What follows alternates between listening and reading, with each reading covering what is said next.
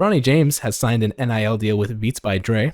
This is their first high school NIL athlete signing, and LeBron James was Beats' first athlete signing in 2008. So that's just kind of an interesting thing, keeping it in the family, as me and Ryan often do. What the hell is even that?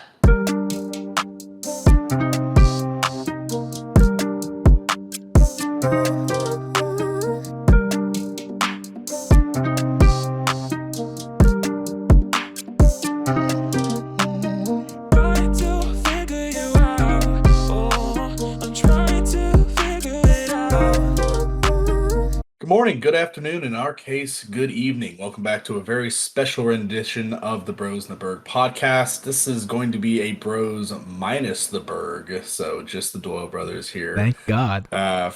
For myself, Ryan Doyle, my co-host, executive producer, and talent hunter, Connor Doyle, who is the brains and the brawn behind this podcast. Mm-hmm. We're coming to you live here in the evening on October 17th after an action-packed last couple of weeks in the sports world and news world, just in everything. And we're excited to be here. And Connor, what do you think we're going to start off with first on this podcast? Well, I think we have to start off with something near and dear to our hearts. Both of our college teams losing this weekend in heartbreaking fashion. I think we're going to return to our roots and start with college football. A week 7 that was filled with upsets, obviously. The Alabama Crimson Tide, being your and Robbie's alma mater, losing to the Tennessee Volunteers at 52-49 in a last-second field goal. What did you make of that game, Ryan? You know, that was the ugliest fucking field goal. Game-winning field goal I have ever seen. And it would be kind of poetic for Tennessee to win off a field goal like that. No, but, this is obviously Tennessee's most talented team that they've had, since Saban started coaching.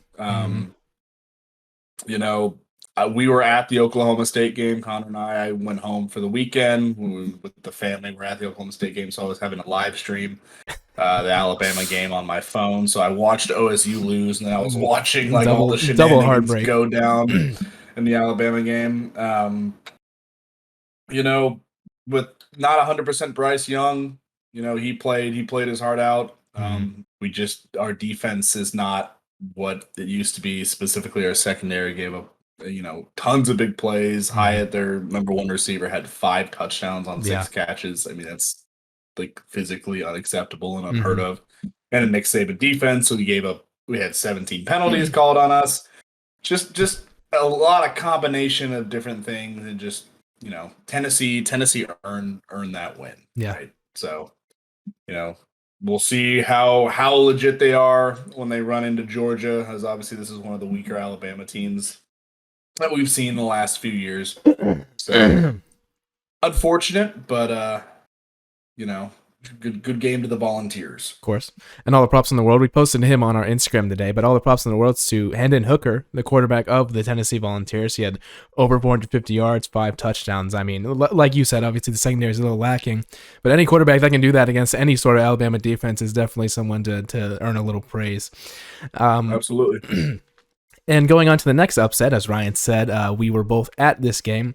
Oklahoma State and TCU. It was what was the matchup there? What was the number-wise? 8-13. It was 8-13. It was an 8-13. TCU was at home. That game ended up going into double overtime, and I said it multiple times during the game. After the first half, OSU was sitting pretty. All the fans were happy. We were in a good position. It was OSU's game to lose, and they did. That second overtime came around, and they in fact lost. It seemed like a lot of the play calling seemed to be very conservative in the second half, as is tradition with the Mike Gundy Oklahoma State Cowboys. And I think we just let our foot off the gas, unfortunately. There were reports before the game that were circling around that Spencer Sanders, the quarterback of the Oklahoma State Cowboys, has sustained some sort of shoulder injury. That after the post-game press conference, Coach Gundy said that there was nothing to that report. But I mean, if you saw some of the balls that he was leaving short in that game, you would think that there might be some truth to that. He had a lot of really short throws. There was one that kind of changed the complete momentum of the game that ended up in a TCU interception that should have realistically probably been an Oklahoma State touchdown. The receiver that receiver had at least 2 steps He in hit a that step. Yeah, defensive back. exactly. If that's a reasonably thrown ball, that's a 50-50 Yep. ball at best. But like Yeah. the receiver had to come back like 5 yards for that Yep. ball. Cowboys, unfortunately, don't take advantage of probably what was Max Duggan's worst game of the year. Like I said, our defense honestly played. It was kind of a tale of two halves. Our offense was good in the first half. We were doing some weird trick play calling that was resulting in some touchdowns. And then our defense was struggling a bit in the first half, and then it was a completely different game in the second half. Our defense started stepping up a little bit, but it's hard. It's hard to be super effective when your offense goes 3 and out on every drive. For how many drives was it? It was ridiculous. Yeah, regardless of how well the defense could have possibly played, they were on the field in that second half for God knows how long. I mean, it was insane. It was constant 3 and outs from the Oklahoma State offense, unable to get any rhythm going. Like you said, Spencer Sanders didn't look 100% right, leaving a lot of balls short, and they stopped using his legs as much in the second half, even with him having those throwing difficulties. Mm-hmm. So, a lot of question marks in the Oklahoma State play calling. As there often is. As there often is, Connor, always flirting with the fire Gundy train or fire somebody just to change it up. It's just I'm just tired from a Oklahoma State perspective of seeing us get up big and then us get you win by calling the plays that got you in that position in the first place. I think, and I think when you change it up, that's when you try to play conservative, when you try to not lose instead of win. I feel like that's what hurts you, and unfortunately, that's what happened here. Pokes go down in double overtime. Props to the Oklahoma State special teams, though. I mean, the kicker and punter were both putting on really, really good performances, keeping us in that game realistically at the end of the game. I mean, we had a 52-yard field goal there from Tanner Brown in second overtime. No, I had a muffed fumble or punt field for a recovery. So and Presley had a really good play where he did he faked that fair catch and it bounced off the TCU guy, and then we got some yardage there for catch interference. So yeah, all the props to the special team. Hopefully Oklahoma State maybe can get some revenge on them in the Big 12 championship or something along those lines. We'll see. So moving on from that game, we had another top 10 matchup here in what was kind of a dominant performance by Michigan, 5-10 at home for Michigan, 41-17. We came into this game here and all the good things about this matchup that was going to be Penn State's run defense versus Michigan's run offense. Michigan proved to be the better team on this day, especially from a run perspective. Penn State wasn't really able to stop them. What did you make of this game, Ryan? Michigan came off firing. I think they were up like 13-0 by like the end of the first quarter. Penn State scored a couple times. And then some adjustments by Michigan, and they kind of just ran with it. Penn State really couldn't get anything going in the second half specifically. Mm-hmm. That run, the big matchup touted in this game was Penn State's like top 5 ranked run defense, giving up like 2.8 yards a carry versus Michigan's run offense that was like rattling off like 6 yards a carry or something. Michigan's run offense is legit. It's ridiculous. That number 2, I forget his last name. He carved Penn State up pretty good, and they just had no answer. And Penn State's offense was relatively stagnant, couldn't get the ball rolling, especially in the second half. And this is definitely a statement win by Michigan. People, still have very fresh in their mind that ass whooping that they took from Georgia in the college football playoff semifinal. As there was also ass whoopings from by Alabama to Cincinnati. There seems to be a theme in the semifinals for some reason. There seems to be just not great games. But Michigan definitely, they got the monkey off their back by beating Ohio State last year. And they really, were disappointed how that season ended. So I think they're just trying to pick up where they left off. And the Ohio State-Michigan game, again, will probably prove to be an instant classic again. Should be good. And as you said, the running backs for Michigan, crazy this game. I just have their stats pulled up. There were 2 of them. So Edwards, 16 carries, 173 yards, 2 touchdowns. So that's a 10.8 average. And then number 2, Corum, who was the guy who was the workhorse, 28 carries for 166 yards and 2 touchdowns. So Michigan's run offense is damn good. That's 40 carries for like 320 yards or something ridiculous. Holy shit. Michigan was running over Penn State. Holy crap! I didn't think it was that bad. The quarterback only had 140. He only had 145 yards. It was they just ran the ball constantly. Holy shit! That's crazy. That is nuts. Moving on to the probably other biggest matchup of the weekend, USC Utah, and I will hold my hands up and defeat Utah definitely proved something here in this game at home, beating USC in a 43-42 win. The Pac-12, honestly, I mean, it's kind of they're beating each other this year. It's almost like it's the Big Ten. It's kind of Yeah, Pac-12 is beating each other. and with USC's loss to Utah, there goes the Pac-12's hope of getting in the college football playoff. Yeah, that's Gone not in a bad smoke. take. Yeah, Gone in smoke. might That's be just how true. it goes. I mean, but the only one potentially would be Oregon, but there needs to be some losses in the other conferences. UCLA has a loss, don't they? Or is UCLA Was undefeated? UCLA or No, I they think still no. might be undefeated. UCLA, I think, is undefeated still.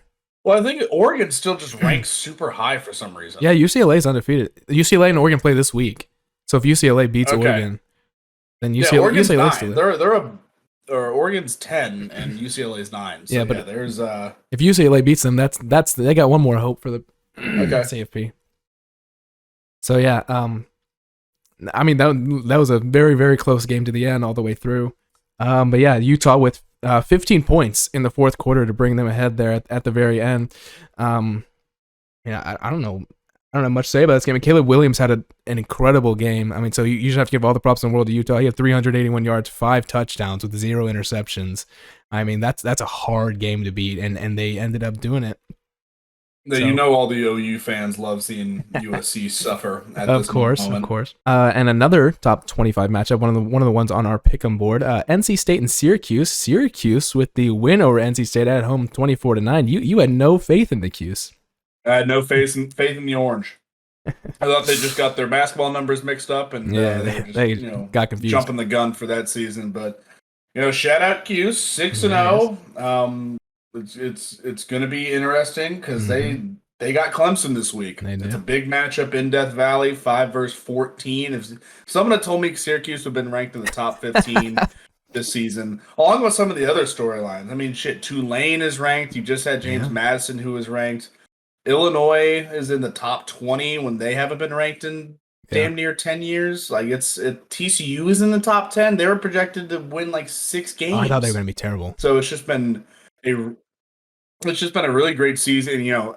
Alabama fan, right? You wouldn't hear me talking about parity, but it's been a great season for college football. I think interest in the sport has really never been higher when you have these fan bases that have been struggling over the past years that are winning games, and it's just exciting for everybody. So it's been a great season so far. 100%. Your boys Kentucky with thankfully didn't fall to 3 losses in a row, taking the dub over Mississippi State 27-17 at home. Was this surprising to you at all? I really didn't know who was going to win that game. I thought it was tough. Kentucky was obviously faltering. Mississippi State's air raid offense at home. It's like, do they lose 3 straight? Because they obviously had some heartbreakers in the previous 2 weeks, and they were able to get it done. So Alabama's coming off their loss into Tennessee, and I believe they go to Mississippi State next weekend. I think that's right. So that should again. No, actually, Alabama's at home. Excuse me, Alabama's at home against Mississippi State. So hopefully Alabama can take care of business there, and but the SEC, man, strong as always. Always. And then these last 3, I'm just going to rattle through. Ole Miss takes the dub over Auburn, 48-34. I mean, you didn't think Auburn would put up 34 points, to be fair, against Ole Miss. I didn't think they would put up 34 points against Ole Miss, top 10 team, and Auburn hasn't looked good this year. Auburn hasn't looked good this year, but Auburn has some naturally talented players. They always have. They might not have the depth that a lot of these other top teams have, and I think right now it's really a matter of coaching and culture there. I think they can hang with these teams like you just saw against Ole Miss. It was kind of a nail biter all the way to the end. Yeah, for Ole Miss, game they were probably favored by like 3 touchdowns. A lot of changes coming in Auburn. I don't expect seeing that coach here for too long. Unless they beat Alabama, or I don't know how many more big games they have left on the schedule. They've already played Georgia. They've already played Ole Miss. So their season is definitely pretty lost. They're just trying to see if they can get bowl eligible. Yeah. And continue on, as Ryan said earlier, Illinois in the top 25. They took the dub over Minnesota 26-14 to push them up more in that top 25. Texas barely escapes with that win over Iowa State in Austin, which is kind of surprising, a 24-21 victory. And then Oklahoma bounces back from a shutout loss to Texas 49-0 to win over the Jayhawks 52-42 at home, looking like the Big 12 of old. If you were the poor sap that took the Oklahoma Kansas under, you and I need to have a conversation on what your How many was it in the first are. quarter? 28. It was like 20 in the first quarter. It was like 35-14 with like 13 minutes left to go in the second quarter. Like the over was already like getting looked at within 2 quarters. 100%. So. All right. And so, yeah, that's what I have for this week. And obviously, as we said before, we're going to try to do our, you know how we do that. If you don't follow us on Instagram, you should. But on Instagram, we do a weekly pick'em. And Robbie threw out the idea of basically picking the games beforehand. Now, I'm talking about it on the podcast so that our picks would have a little more depth and insight to them. So, Ryan, we're gonna select a few of these. Yeah, go ahead. We're picking them right now. Bet that's okay. Good. Yeah, that's what I was saying. Make sure. Okay. We're gonna lead off with the top one on ESPN. University of Texas at Oklahoma State. Oklahoma State's homecoming game. You know, that's a ballsy schedule for a homecoming. You know, I do love that. Oklahoma State does play really well on homecoming. I don't know if that's the fact that they normally schedule the Kansases of the world, or we knew Kansas was going to be good this year. We were scared. Yeah, right. So you know, we've seen Oklahoma State homecoming before. It's really fun. Texas comes in as a 6-point favorite at away, which is pretty crazy because Oklahoma State's ranked 11, Texas is ranked 20th. Never give respect. They're obviously, you know, really think that Texas is better than their ranking shows, especially getting Ewers back. He's obviously been very talented in his showing, and the Red River rivalry will be one to remember for years. All that being said, I do not know who I'm going to pick. I really have not made up my mind on this game. The inherent bias in me wants to go OK State. I thought they would win at TCU. You know, I wish we could pick this game a little later in the week because we don't know some of the injury reports. If Spencer Sanders is 100% going to play, True. I'm probably going to lean Texas right now. I think it'll be a really close game. Yeah. I think Oklahoma State loves to play up with their competition. And I think they'll be down early, so they will have to not be able to take their foot off the gas. Yeah. So I think it'll be a good game. I think it's a really good prediction. If we had beat TCU, I would have said UT. I think if we had beat TCU, we would have lost to UT here. I think we would have been a little complacent. I think UT would have wanted that upset really bad. I'm gonna say with the TCU loss, I think the Pokes are gonna win. I think Oklahoma State's gonna come off angry, come off wanting that top 10 spot back. I think the Pokes are going to take it. I think you make a really good point of I can see UT going up early and the Pokes they aren't allowed to call conservative play calling basically, especially if Sanders is fully healthy. And I feel like they'll put their foot on the gas. And like you said, homecoming, I think the Pokes take it here. And then the next matchup I have, the one you mentioned earlier, even though they're almost a 2-touchdown favorite, I still think we got to mention it. The undefeated Syracuse goes into undefeated Clemson, 14-5 matchup. What do you think? I mean, I doubted the Orange last week, and they proved me wrong against a really stout NC State team that took Clemson to double overtime. Had some really good games in the ACC. I feel like that Clemson 13.5 point line and a 51.5 point over line is some trap. I think Clemson blows out Syracuse. Okay. I really do. Okay. I really do. Just to prove that Clemson is the big dog in the ACC and that this is, after a siesta they had last year, they're back in force. All right. I'm going to agree with that. I think I actually am also going to agree with the blowout. I think that Clemson is going to blow out Syracuse at home. I had faith in the Cuse last week. I don't think NC State's that great. I think they're good, but I think Syracuse just had a good game last week. And it wasn't like it was super close. I mean, they beat them 24-9 or whatever it was. And Syracuse had them at home, first time being ranked and God knows how long. I'm sure the emotions are running high and, they got the dub, but Clemson's a different beast. Clemson's got too much talent. That quarterback is very good. I agree there on the blowout. as we discussed earlier, Pac-12 matchup, UCLA at Oregon. This could be the best game of the weekend. Yeah, an absolute barn burner at 2:30 on Fox between two top 10 Pac-12 teams. Legitimately don't know when the last time the Pac-12 Yeah. had a top 10. It's No, the it's been Pac-12's a pretty little bit. good. Yeah, the Pac-12 is like 4 teams. Yeah, they're up there.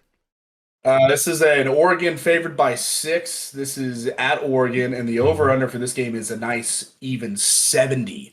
So they are expecting 70? The some over-under points to is be scored 70? in this game. They're Holy expecting some points, crap. so the under is gonna hit with 70. I'm just gonna say that. Yeah. This one's hard. I mean, Oregon obviously got smoked in the mouth in their first game of the season and has done admirably to recover. But you have to look at UCLA, right? They beat Utah, they beat Washington. They've had some close games, but they've been able to come out on top. I think it really comes down to this is going to be in Eugene. Oregon has been playing at a really high level after that early season loss. I think Oregon takes it, probably just barely covers that 6-point line. I think Oregon by a touchdown. Okay. I'm going to disagree with you on this one. Not so fast, as Lee Corso would Not say. so fast, midget. I'm gonna go UCLA on this one. I'm gonna stick with my roommate Gabe here. Bo Nix sucks, and I'm gonna stick by that narrative. And we're gonna go UCLA here. There's not a narrative; it's a fact. I think the Bruins are on a hot streak. I think Oregon is a little overrated. Granted, I mean that 49-3 loss to Georgia was early in the season, and Georgia still has a very stout defense. I just don't think Oregon's that good. I think UCLA with that USC loss, I feel like they think they're the big dog of the Pac-12 right now, and I feel like they're gonna keep up that streak. I got UCLA at Oregon, and next Mississippi State at Alabama. Funny stat: Alabama, the last 3 out of their 4 times they've lost in the regular season, the next game they play is Mississippi State, and they absolutely hammer covers. Yeah. So Alabama at home by 3 scores, they win by 4. I'm gonna fully agree with you on that one. I think Alabama will win by at least 21. I think this is gonna be a hammering, as you say. Alabama's going to come back angry. Saban's going to make them run like nobody's business this week after how many penalties? 17? 17, the most in the Saban regime. The second most penalties ever under a Saban coach team is 15, which was against A&M this year. Texas. It was against Texas this year, excuse me. So they're going to be running some sprints this week, and they're going to be in great condition to play Mississippi State here in Tuscaloosa. Good Lord. And in the last game that we're going to pick, the one that I'm going to have to try to refrain my emotions from, Kansas State at TCU. I did not expect this game to be a marquee matchup. Yeah, Battle of the Purple, top 20. TCU gets another huge game at home. No offense to the TCU crowd, but they're kind of mid. Until it's those private school crowds, man. End of the Baylor and TCU. They just don't get drunk. They don't get it like some of these other public schools do. This game is going to be very difficult to pick. You got TCU favorite at 3.5 at home, so that's kind of just a dead line. K-State's always a trap. Damn, almost a push. Over under is 58.5. This game is a 7:00 kick in Fort Worth. Oh, is it? Okay, 6 p.m. I'm not going to bet against the Horned Frogs. They're undefeated. I think they keep it going. Yeah. K-State's a very good team. They obviously surprised Oklahoma, but then we saw Oklahoma wasn't really that great. Yeah. K-State lost to Tulane like super early in the season. Then we also came to realize that Tulane's good this year. So again, super weird season. Is Tulane undefeated?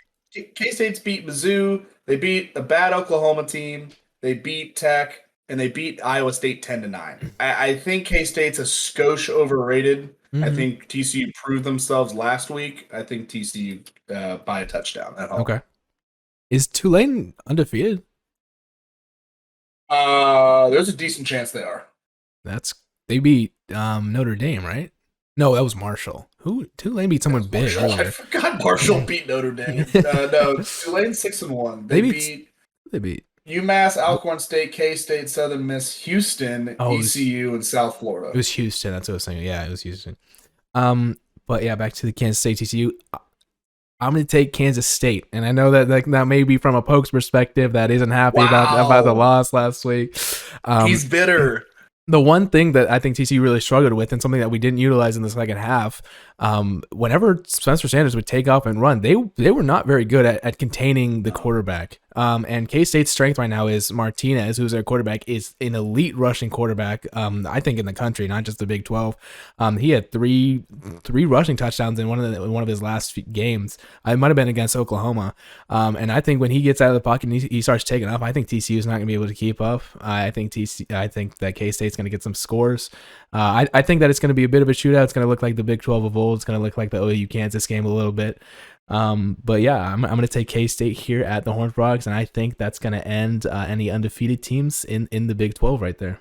Oh, baby. Yeah, there we go. There are the pick'em games, and obviously we'll try to get some insight from Robbie, and those will be posted to the Instagram later this week. And I think that's all I have for college football. Other than I got a really interesting line real quick. Go ahead. This isn't one of our pick'em games for the week. It's more of an SEC interesting game to watch. Ole Miss travels to Death Valley to take on LSU at a 2:30 CBS game of the week slot. So that'll be a fucking 4-hour game. I hate Gary. Number 7 Ole Miss undefeated. 5-2 LSU with some kind of interesting losses on the year. LSU is favored.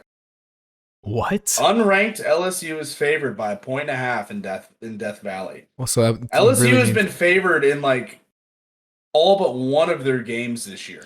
So that kind of means that Ole Miss is favored by like 1.5 because like the line's 3 at home.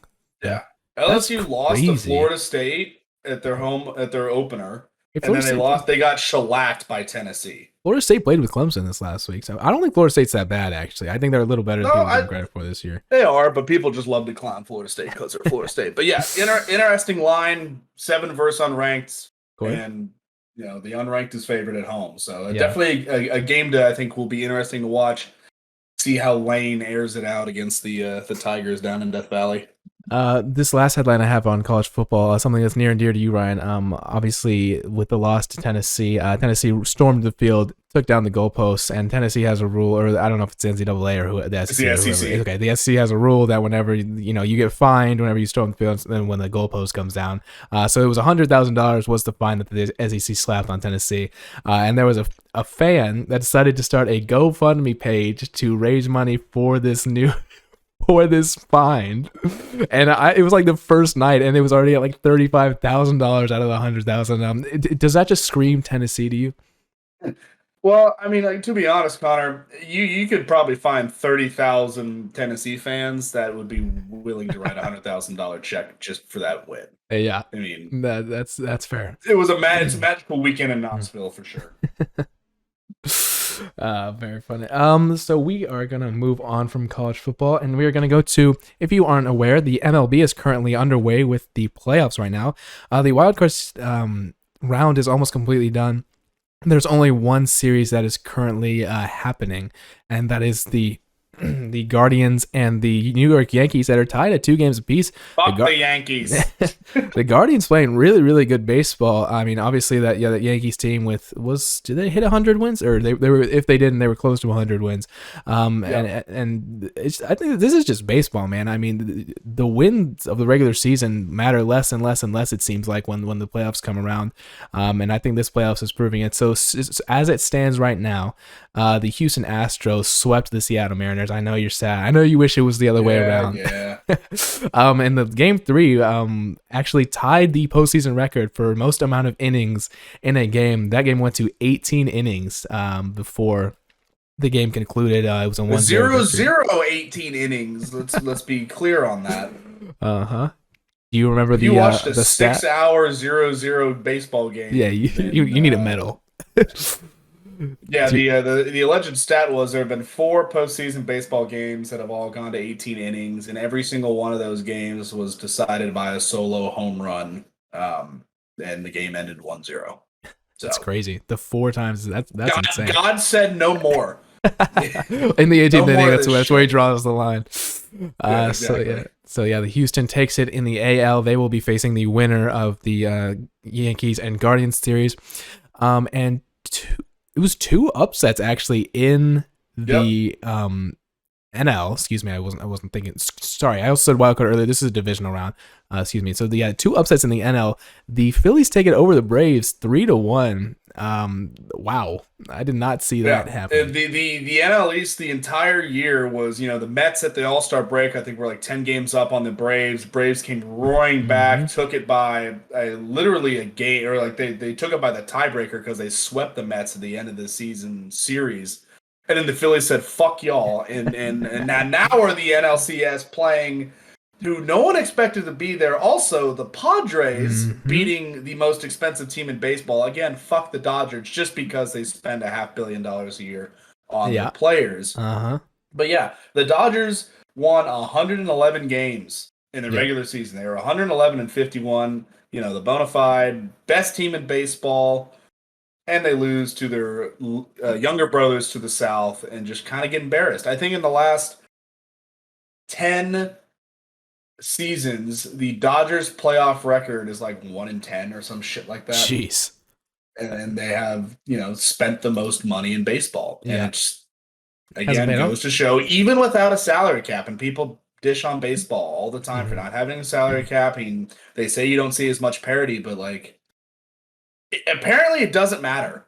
Yeah. Apparently, you could have teams with a fifth of the payroll, and they're still going to take you and take you and beat you in these playoff series. Yeah. The Padres patting themselves on the back for the acquisition of Juan Soto. Fernando Tatis has been out, but Juan Soto has really helped this team. Out for surgery and out for because he got suspended for PEDs. Yeah, that's right. Yep.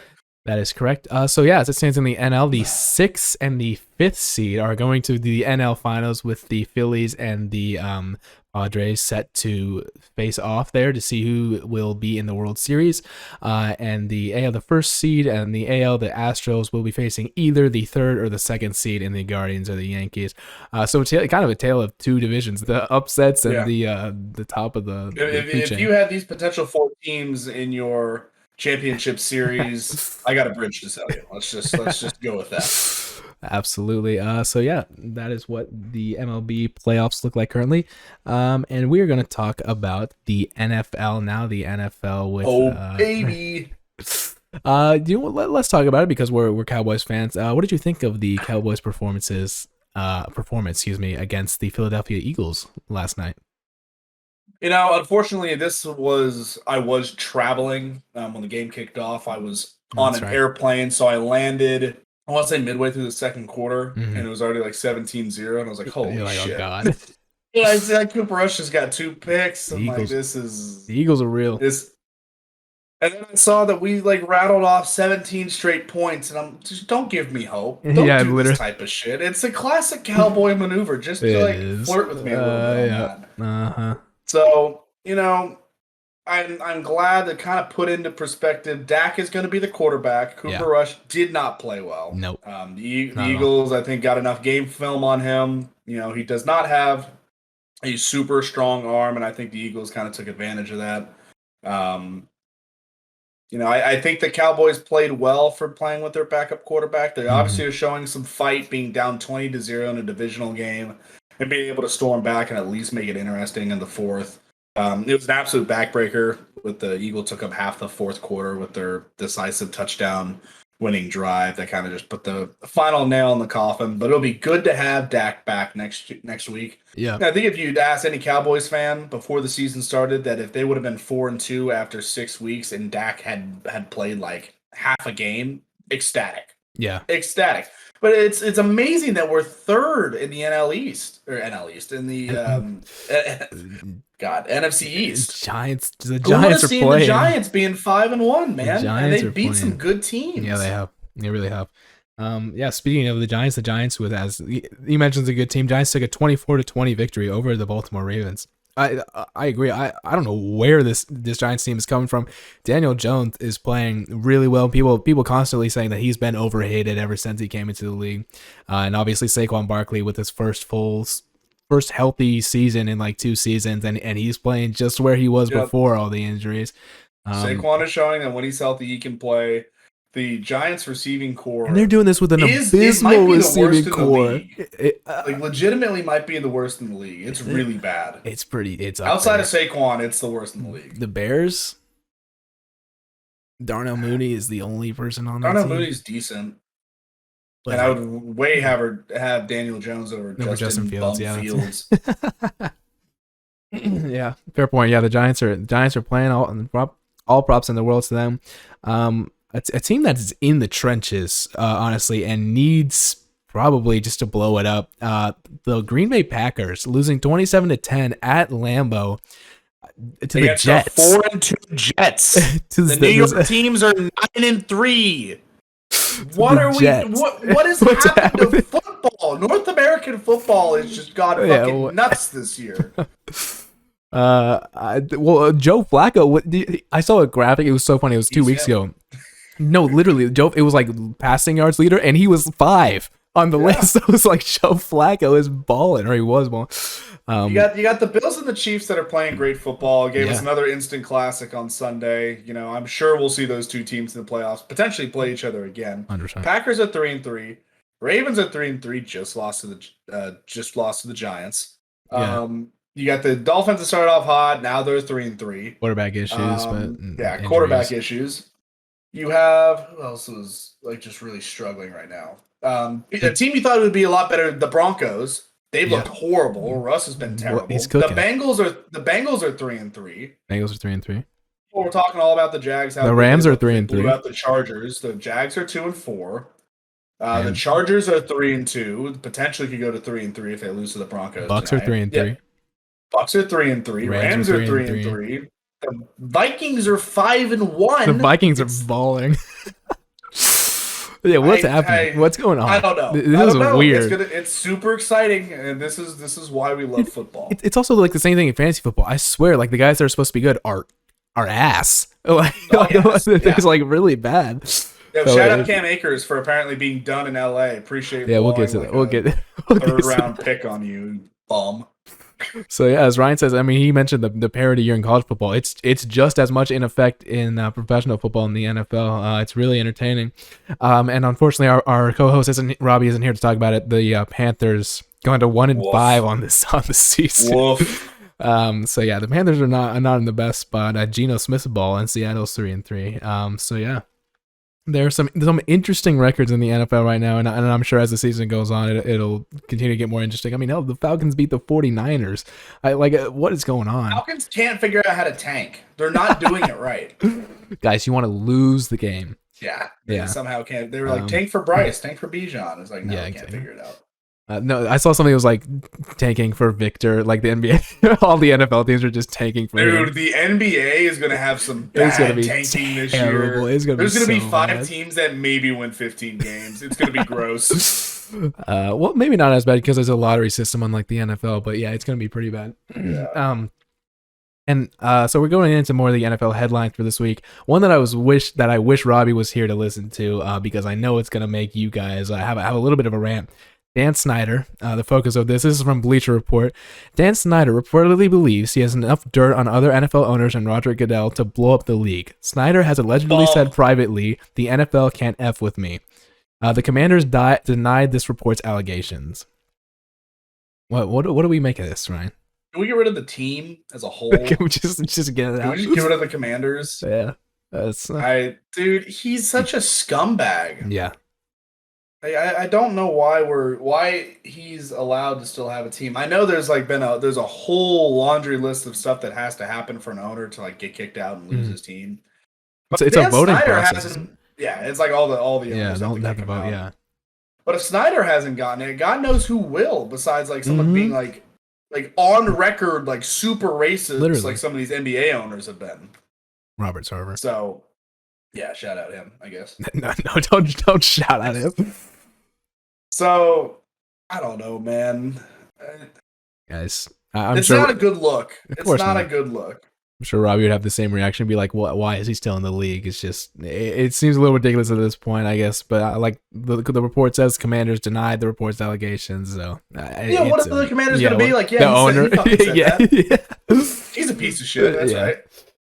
So yeah, we'll see. We'll keep you updated on the transgressions in Washington. And another kind of a legal issue. If you didn't see, there was a video that surfaced. Devontae Adams, after a heartbreaking loss, shoved over a cameraman And the cameraman decided to press charges, and Devontae Adams is getting charged with misdemeanor assault.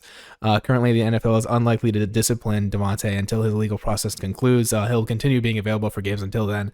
And he made a public apology on Twitter, but you can't lose your head. You can't do that type of stuff, especially in a public setting. Someone that it's shout out to the cameraman getting his bags. I mean, what do you expect? People in the comments are like trashing him. I'm like, what do you expect? Like, that's what's going to happen. Paid. It's not like he's actually hurting somebody who needs the cash. Yeah. And the guy made like a bonehead decision. So he, and a lot of times you see these NFL players, whether it be domestic abuse or whatever, get away because of who they are and how high profile they are. It's like, okay, you're not totally invincible. Everyone on all these cameras saw you. He's pressing charges. Now you have to pay the piper. Yeah. So I think it's. Yeah. And granted, it's not like he beat the hell out of him. It's just he literally just shoved him over. But like you said, it's like you can't do it. You just gotta be smarter than that. So yeah. Also from Bleacher Report, Tom Brady has signed Jackson State quarterback Deion Sanders' son, to an NIL deal with the Brady brand. This is the first time that the brand has signed an individual athlete. Tom Brady looking for some semblance of hope in his life after the Buccaneers struggles and his personal life, which Brady, you should have stayed retired. He should have. Should have stayed retired. I feel bad that he's going out on it. He's not been a good season so far. So hopefully the Bucs can turn it around, because it's kind of hard to watch, honestly. Thankfully, they are in a booty cheeks of a division, so they'll still win the division. The NFC East is like one of the better divisions this year, and they would like the NFC South is bad. Yeah, it's really bad. The NFC South is really. Is it as bad as the AFC South? The Texans and the Jaguars and the. I don't know. They should just have a shit off. Just like who's worse, round robin type play style. And another one that I wish Robbie was here for, his team. The Panthers are, per Adam Schefter, the Panthers are listening to potential trade offers for Christian McCaffrey. They're blowing it up. They're 1-5. They need to do something. The quarterback situation is not good. Baker Mayfield is not the answer. So they're trying to do something. What do you think of this? I just don't know how much they're going to get for him. I mean, obviously he's incredibly talented and super versatile when he's healthy, but we've seen the last 3 years, I mean, that switch flips quickly. Mm-hmm. So I don't know how much value they can get. And NFL trade values always kind of like mess me up. It's weird, I feel like people are worth more than what teams get a lot of the times. Yep. Whatever. It's just because there's so many guys on a roster. So it's like you have to. It's hard because you see so many more NBA trades be so much more public, and there's only 15. Yeah, there's only 15 guys on a roster compared to 53 or whatever. So it's hard. Sure. So yeah. Yeah. The NFC South again, rough. And in combination with that, kind of backing off that. So if you guys didn't see, so the Panthers in their last game that they played, Robbie Anderson got in an altercation with a wide receiver coach. He's one of the wide receivers of the Panthers, if you didn't know, with a wide receiver coach, and basically just got kicked out of the game, like Antonio Brown style last year, where he was sent to the locker room and didn't return for the rest of the game. Literally got sent in timeout as a professional athlete. And the day after, which would be today, he has been traded. So the Panthers have traded wide receiver Robbie Anderson to the Cardinals in exchange for a 6th-round pick in 2024 and a 7th-round pick in 2025. So the Cardinals just add to their already stud receiving core. Obviously, there was some sort of chemistry issue there, or he had some issues with some people, but it was strange to see. He's been kind of a bum, so I don't think the Panthers are necessarily going to miss him. No. So. But it was just strange to see. Like I said, it was like Antonio Brown-esque. It's like this guy's getting kicked off the field. It was. Shout out to the 2-4 Cardinals. Are they really? I don't know. NFC West is Niners 3-3, Rams 3-3, Seahawks 3-3, Cardinals 2-4. Mid. That division should be good. Yeah, I don't know. That's crazy. Well, we all expected the Seahawks to take a step back after trading Russ, but apparently they're better than the Cardinals. Apparently they're right in the thick of it. So. So continuing on with these headlines, the NFL headlines per Adam Schefter. Basically, all these headlines are Adam Schefter. A significant shakeup in Houston. Texans are parting ways with their executive vice president of football operations, Jack Easterby. Sources tell ESPN.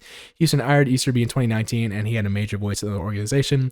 So the Texans shifting around their front office. I don't exactly know what this was for. I don't know what the comprehensive report was. But they're making some moves in the front office there in Houston. I mean, they need to do something because Houston doesn't have any like star power. They don't have no. any names. I Damian mean, you got Pierce has been good. Damian Pierce has been Brandon Cooks is like an okay wide receiver, but they have Davis Mills at the helm. That's not going to sell tickets. I mean, they were obviously caught up in the Deshaun Watson fiasco.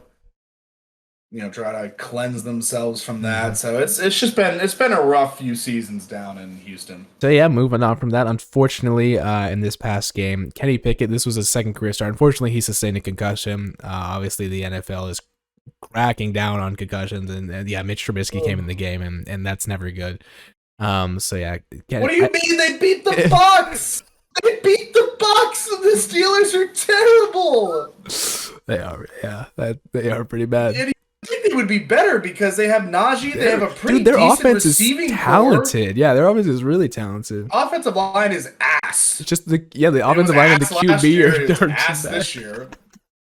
Who would have thought the Steelers would have been like, maybe Ben wasn't so bad? Yeah, no. It's like, no, he was a corpse. He was a corpse last year. Let's not get this misconstrued. The O-line is abysmal, though. It's really... I mean, last week they lost to the Bills 38-3. I mean, it was an absolute ass whooping. And it was 38-3 by like the third quarter. And Pickett didn't even play bad. I also think their defense is pretty atrocious too. I think other than Minka, it's like that's about it. The Steelers have beat the Bengals and the Bucks this year. Yeah. Because they lost to the Patriots, Browns, Jets, and Bills. Yeah, because TJ Watt is still out on the defensive side too, so it's like they don't have anything there. So yeah, unfortunately he has a concussion. I think it was a pretty mild one. I think he may be able to return soon, but we will keep you updated on that. The next thing I have, Marquise Brown, unfortunately, a new acquisition for the Arizona Cardinals to that, like I said, stellar receiving core. He may have sustained a season-ending foot injury per Adam Schefter in this last game. He's going through testing today, which is our time of recording, which is the 14th. Is that correct, Ryan? Oh, no, 17th. Good lord, sorry. It's the 17th today. So it makes a whole lot more sense for the Cardinals trade. I mean, you're able to get a replacement like immediately, a startable replacement immediately for Marquise Brown. Well, you say that, and also D-Hop is coming off of his suspension this week, so basically they are more. I mean, with Marquise Brown, that receiving core is ridiculous with him and D-Hop and Rondale Moore and AJ Green. It's a great receiving core there. So that's really unfortunate news. We hope all the best for him. Hope he recovers soon. So yeah, he's going through testing today to see what the report is. And then the next one I have, per Rap Sheet on Twitter, the Rams are expected to field trade calls for Cam Akers. Sean McVay seems to, I don't know what the situation is there. Sean McVay doesn't seem to love Cam Akers. He said they're just trying to find him a suitable replacement for the better of his career. So I get, and obviously, as Ryan said earlier, painful to him specifically as a fantasy owner of Cam Akers. He's not happy. Very disappointing. I drafted him in the third round. Him and Allen Robinson, the disappointments, both from the Rams. Allen Robinson had a great year, great week last week. Did he? How many points did he have? Yeah, he had like 17 or something. Oh, there we go. So yeah, continuing on. This is the last NFL headline I have. The Commanders quarterback Carson Wentz is facing 4 to 6 week recovery from a broken finger, also via Rap Sheet on Twitter. The Commanders, obviously the kind of the punching bag right now of the NFC East, had a barn burner of a game against the Chicago Bears in this last Thursday night game. I don't know if we even mentioned for 99 yards. We didn't even talk about the Thursday night game. Thankfully, what's there to talk about, man? It's 12-7 or whatever it was. Thankfully, the one this week is it's pretty good, isn't it? I can't remember what the matchup is. It's better. Do you want to know what the QBRs for the respective quarterbacks in the Thursday night for Justin Fields and Carson Wentz was? Yes. Of course. Let me guess. Fields was higher. I'll give you that. Fields was higher than Wentz. Higher. That's correct. I'll go 73. That is QBR. Yeah. Is what we're talking about. Fields' QBR is 28.1, and Wentz's was 22.3. No chance. I told people if they watch this game, they need help. Dude, no way. That's one of them. That has to be like a record. That has to be a stat of some sort. Led all receivers. He had like 4 catches. I know. 40, I saw that. 41 yards. Like of Wentz's 99. Wow. Who's So Dante Pettis?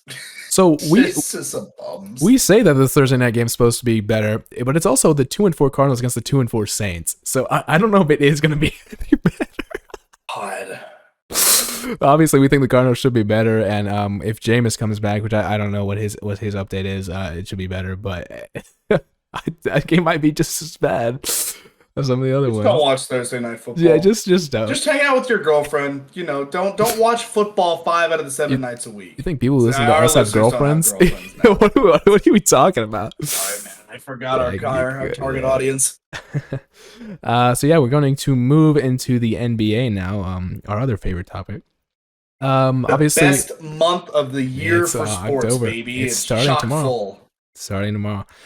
So yeah, if you listened to our podcast last week, which if you haven't, go check it out. We talked about primarily the Draymond Green and Jordan Poole altercation that came out on a TMZ video that surfaced about Draymond Green just slapping up Jordan Poole. And apparently, reportedly, Draymond Green was fined but not suspended because of this. I mean, I'm not surprised. I don't think anyone's really surprised by that. A lot of, as Ryan and Robbie said last week, a lot of the stuff happens behind closed doors, and we just never see it. And Jordan Poole has come out saying that, hey, our goal here is to win a championship. So, I mean, obviously they, aren't best buddy with each other, but they aren't gonna, start fighting each other in the middle of the game like I think people expected them to. So yeah. What do you think? I mean, it's bound to happen when you spend so much time with people. Of course. Like, you're gonna have disagreements. Yeah. And, you don't want them to turn physical, but sometimes in like a high testosterone environment like that, it will turn physical. Yeah. It made me unfortunately respect Draymond slightly more, even though I think he's kind of a bum. Yeah. But I mean, he gave a dude, to the youngin. that was a hard punch. I was like, oh my god. I mean, for the man that putting up triple singles all year, I mean, he really gave Jordan Poole the work. Yeah, he gave him the 1-2. And the Warriors are like, please don't leave, and they gave him 4 years, 140 million. And that's the next one. Yeah, absolutely. In combination with that, the Golden State Warriors have signed guard Jordan Poole they're finalizing a 4-year, $140 million contract extension. His agents, Drew Morrison and Austin Brown, tell ESPN. So yeah, they gave him the bags so he wouldn't leave. I've seen a lot bigger bums get just the same size bags. So I think it's worth the Warriors to lock up essentially the future Splash Bro, right? Literally. I mean, like everyone else is kind of aging out from that dynasty. Obviously, Steph and Clay are gonna still hoop. We saw flashes of Clay. Look the step slower, but still definitely a very lethal player. Yeah, Draymond's gonna Draymond. But you got Looney. You got the Warriors are scary. Like they're literally they're reloading because they have Wiseman, Moody, Wiggins, Looney, and Poole. It's like that's just your starting lineup right there, and that's a good starting lineup. It's terrifying. Yeah, I'm super annoyed at the Warriors. They just drafted really well after Curry and Clay kind of fell off, but apparently not. It's just going to continue because like so many of those guys, it seems like are carbon copies of this original team, and it's just they're just going to do what they did. James Wiseman is just the Warriors never really had a big man, obviously in their run, and James Wiseman I think just adds to what is already going to be a stellar team. So the Warriors, keep an eye on the Warriors for the next few years because that team's just going to transition to the younger guys, and I think it's just going to be right up there with these guys. So. And speaking with the Warriors, and speaking of Andrew Wiggins, on Twitter, Kendra Andrews reported Golden State Warriors All-Star, Andrew Wiggins, proved it in the playoffs, he was great in the playoffs. Has agreed to a 4-year, $109 million extension. His agents, Drew Morrison and Steve Human of CAA Sports tell ESPN Wiggins is now tied to the Warriors for 5 years, $143 million. Earned it, as Ryan said. It was like Tim Hardaway in that contract year. You want to earn the money, you better play for it, and he did. I mean, do you remember that one poster he had on whoever it was? It was ridiculous. Andrew Wiggins played his butt off in playoffs, and he earned that contract. And I think that Woj reported something about the Warriors still having a weird amount of money in luxury tax. So the Warriors have just endless amounts of money, it seems like, or they're just structuring their contracts really well, and probably the latter. So yeah, the Warriors are in a great position. I don't think anyone's really surprised by that. Continuing on, NBA, there's a new rule in the NBA. Unsportsmanlike technical art is going to be assessed for players not in game who enter playing court or make distracting moves. So basically, what that means when players are shooting like corner threes and people start like yelling at them or like waving their hands, that's going to be a technical foul in the NBA from now on. Brian is not happy about this transgression. Dude, that's gonna kill the flow of games. Just like constantly calling, yeah. Who Because had an issue with that? I mean, like, I will be the first one to admit the Mavs and some of their postseason dude, they were on the court. They were on the court. Yeah, that was bad. The NBA did find them. I'm pretty sure they the did. NBA No, they did fined like them multiple and Cuban, times. right? That I don't. That was that's not a safe. normal. That's a safety thing. Yeah, because you don't want to be. Yeah, they shouldn't have been doing that. And I'm wearing the shout out Mav, right? But like, yeah, they shouldn't have been doing that. Of course.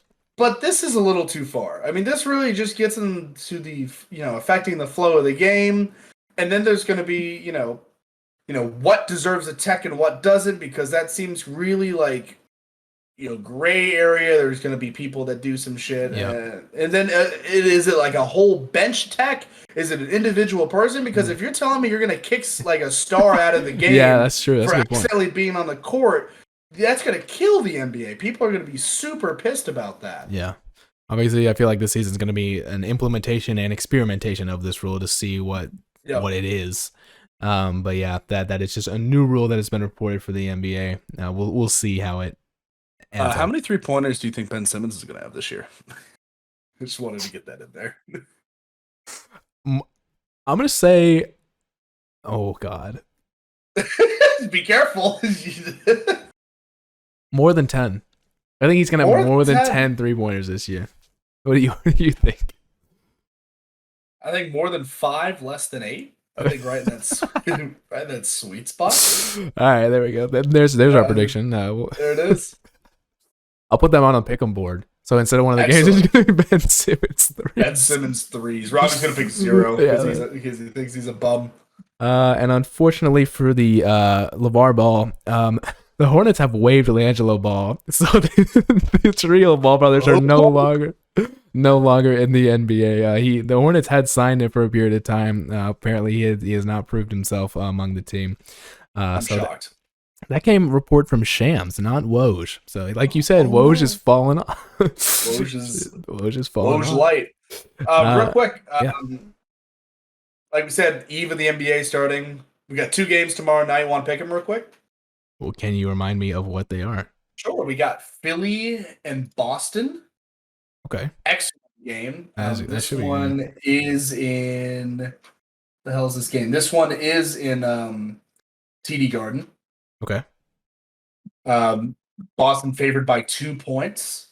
Matchup predictor on ESPN has Boston favored 50.6%. So a very good game, I think we should be treated to for the 6 p.m. slot. Yeah. My question is, do we see a glimpse of James Harden the old this year? Because I feel like last year he's kind of, it seems like he's kind of morphing into this role player role. But honestly, I feel like on this team, I mean, talk about a disgusting duo, a prime Harden with like a prime Embiid. I mean, can you imagine the duo that created? And we haven't seen it yet. We haven't seen a prime Harden, and I don't know if we will. I don't know if he's past that point, if it's too late. But I think if Harden takes a little bit of a step up, like what he was before, the Sixers are just gross, because Tyrese Maxey really came out of his shell last year, started playing really well. But I think I'm going to go with the Garden here. I think I'm going to go with the NBA Finals appearance, the runner-up, the Boston Celtics.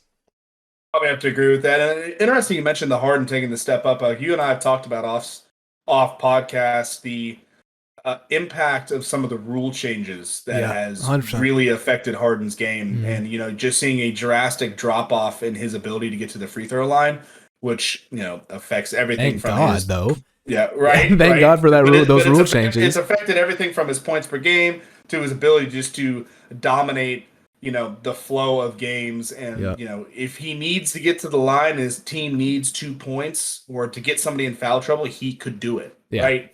No longer the case. So I think he definitely, obviously was an MVP caliber player, but I think, as he's gotten older, it's just harder for players to adapt when you have such big rule changes that affect their play style. So it'll be really interesting. Obviously, he's surrounded by all-stars. Maxey is just going to continue to get better. Hopefully, Embiid can stay as healthy as possible. Yep. But I'm going to probably agree with you. I think the Celtics take this game. Then we have the 9:00 tip, which will be the Warriors and Lakers. Mm-hmm. If you pick the Lakers, I'm going to smack your ass. Lakers. It's in the Chase Center. The Warriors got it at home. The Favored by NBA 6. defending champions. Oh, that's true. The defending champs and the runner-ups are both playing on the first night. That's kind of interesting. Let's look at the injury report for the Los Angeles Yeah, Lakers. actually, I was going to ask about that. This will be a fucking theme. Right now, you have Dennis Schroeder out, bum. He's having a ligament surgery. I saw that. Russell Westbrook day to day. LeBron James day to day. Thomas Bryant who out? I know he's a center. Anthony Davis day to day. Patrick Beverly's not on that list though, right? Warriors by 15. Dude, it's so hard, and obviously I think a lot of the times those guys are going to be day to day because I think teams are just going to rest players a lot, and obviously LeBron's a little older and stuff. It's so hard to pick against a healthy AD and LeBron team. It's so hard to do that, but obviously, and I feel like, but I'm going to do it. And I feel like watch me do it. In the first game, I feel like when they say the day to day, it's probably not true. It's probably all the starters are going to be there, especially when it's the first game of the season. We haven't heard anything from an AD perspective or LeBron perspective on if they're going to be hurt or not.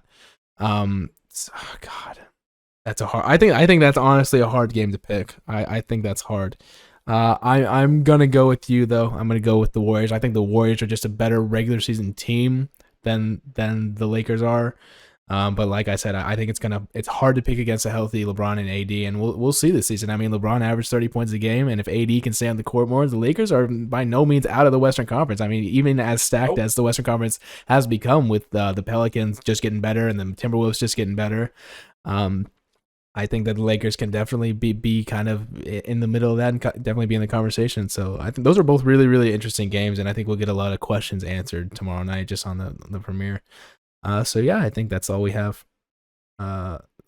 Excuse me. Never mind. I have a few more NBA headlines. This one's more of a somber note. Please. So Dikembe Mutombo is undergoing treatment for a brain tumor. The NBA announced Saturday on behalf of the Hall of Fame Center and the family. So we wish him all the best. We wish him the best, the best treatment and recovery possible. So please go show him and his family some love on whatever social media you can. Hopefully he recovers well and ends up being healthy. A few more just mundane headlines. Memphis Grizzlies forward Brandon Clark has agreed on a 4-year, $52 million contract extension. Grizzlies just with more of that young talent, just signing kind of, those kind of role players are signing to slightly smaller contracts just to make sure that they have all the guys in place. I think it's a really smart strategy, especially when you're going to need a buttload of money for Ja, and that if they get somehow, if Desmond Bane takes a step up and he's worth more. Yeah.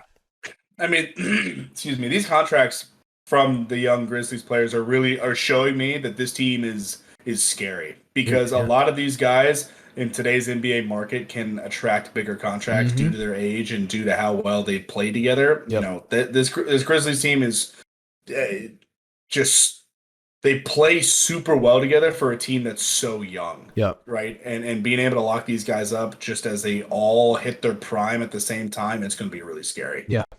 Fully agree. I think, and especially with the veteran leader in Steven Adams. I mean, that's a great guy to have as a locker room guy. It's a great locker room guy, just a great guy in general. A great player, great role player at this point. I think he's a great veteran for a team like this. I'm really interested to see, how the Warriors and Lakers attracted some of these vet minimum players to see if they eventually start going to the Grizzlies to get, like you said, some more of that veteran locker room presence. Mm-hmm. That's a good question. Some more contract extensions. Kevin Porter Jr. and the Rockets have agreed on a 4-year, $82.5 million contract extension per Woj. Rockets are just, I don't know what the Rockets are going to do. The Rockets are just in a weird spot because they're not one of the worst teams they're on definitely the bottom half. I mean, they're not going to make the Western Conference playoffs. I think that's but they're also not so bad that they can tank. So the Rockets are in a really weird position. They got a lot of young talent, but nobody who's really emerged as a superstar. So I'm interested to see what the Rockets do this year. Maybe there's going to be shameless tanking. They're just going to rest all their starters. Dude, the shameless tanking is going to be from Utah. Those motherfuckers are going to tank so hard. Utah is going to, it's going to be disgusting. But I don't even know if we can say that because that roster is terrible now. That roster is pretty really bad. It's Conley's still there though, isn't he? But he's old. Yes. He's old now. I mean, yeah. He was almost washed last season. Yeah, the Utah is not going to be good at all this year. I mean, Jordan Clarkson's pretty good, but that's about it. So yeah, and they traded Bojan Bogdanovic away. He's on the Pistons now, so it's like they traded their 3 guys away. So it's kind of insane. So yeah, the Jazz are going to tank shamelessly. I think Who everyone is knows Lauri Markkanen? Lauri Why Markkanen. is He used to be on the Bulls. He's on the what's he at Cleveland? He's on the Jazz. Oh, that's right. He was involved in the Donovan Mitchell trade. That's right. $16.5 million. He used to be decent. His rookie year, he was actually all right. Talon Horton, he's not terrible. He's young. Mike Conley getting the $22.3 million dollar bag. He's Clarkson, just old. Malik Beasley. It's not like a god. It's not Rudy good. Gay? Rudy Gay's on the Jazz. Let's go. Why is Rudy Gay on the Jazz? And Kelly Olynyk. Yeah, that was Sexton. That was the Pistons trade. Yeah. Oh yeah, Sexton is on the Jazz. Jazz aren't bad enough to be like. I forgot Sexton was on the Jazz. Tanking. Who do you start though? I was about to say Conley, Sexton, or Clarkson? Because those are all Conley's definitely off the bench. You think so? Yeah. Yeah, probably as a vet. Okay, yeah, definitely start Sexton. I forgot that they got some young talent from Mitchell, so that's true. It's not as bad as I thought it was. So I forgot about Sexton. Yeah, but they'll still not win a ton of games because they want to get some picks. 100%. So yeah, going on, the Pistons. Speaking of the Pistons, are expected to waive Kemba Walker. This really surprises me. I can't imagine that Kemba Walker is one of the worst players on the Detroit Pistons. I just don't believe that. Do you think it is something? Because the Knicks did the same thing. Do you think this is a locker room thing? What do you think this is? The Kemba Walker waiving stuff. I don't know. I really don't know what to tell you. I mean, he was at one point one of the top 5, and I don't think it was that super long ago. That's why I'm like so shocked by this. No, I mean, yeah. Is he signing vet minimums? I'm assuming I think he's on low contracts. I mean, like I said, the Knicks waived him, and now the Pistons waived him. It's just hard for me to believe that he's below 15 guys on those teams. Yeah, I mean, I would agree. I couldn't really tell you. I didn't know that he had gotten waived from the Knicks. So that definitely is surprising. But I mean, shit, come to the Mavs. We'll take him. Yeah, honestly. Yeah, why not? So yeah, and another unfortunate piece of news: Chris Middleton, with an offseason wrist surgery, is expected to miss the first few weeks of the regular season for Milwaukee. I think obviously Milwaukee has Giannis and Drew Holiday. They're going to win some games. I mean, they're going to miss him a little bit, but I mean, I'm still of the opinion that if Chris Middleton was in that series last year, I think the Bucks go to the finals. I think the Bucks beat the Celtics. But yeah, so obviously, hopefully he gets healthy. That roster is easily an NBA Finals worthy roster at the moment. So yeah, Bucks ain't missing playoffs. They might get a seed lower for depending on how much time he misses. Well, it says like there. First few weeks, so it shouldn't be too bad. And then kind of miscellaneous headlines. I guess this is kind of NBA related. Not really because he's not in the NBA, but Bronny James has signed an NIL deal with Beats by Dre. This is their first high school NIL athlete signing, and LeBron James was Beats' first athlete signing in 2008. So that's just kind of an interesting thing, keeping it in the family, as me and Ryan often do. What the hell is even that?